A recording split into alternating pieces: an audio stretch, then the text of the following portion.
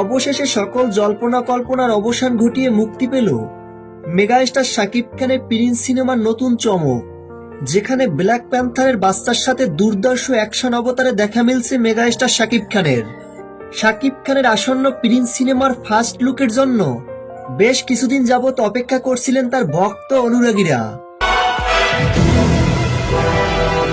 জরুরি ভিত্তিতে তিনি দেশে আসলেও আবারও উড়াল দিয়েছেন দূরদেশ শ্রীলঙ্কায়।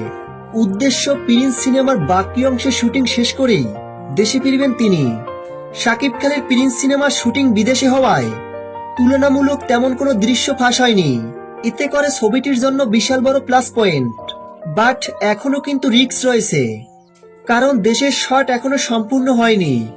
জানা গেছে শ্রীলঙ্কায় শুটিং শেষ করে বাংলাদেশেও কিছুটা শট নিতে হবে, আর এটা না করলে সেন্সর বোর্ডে আটকে যেতে পারে ছবিটি। তার জন্য বাধ্যতামূলক কিছুটা শট নিতে হবে বাংলাদেশে। সম্প্রতি সোশ্যাল মিডিয়ায় ঝড় তুলছে শাকিব খানের প্রিন্স সিনেমার এই নতুন লুকটি।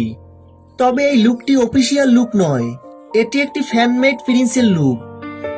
তো ভিউয়ার্স, শাকিব খানের প্রিন্স সিনেমাটি নিয়ে আপনারা কতটা এক্সাইটেড ভিডিও নিচে কমেন্ট করে জানিয়ে দিন।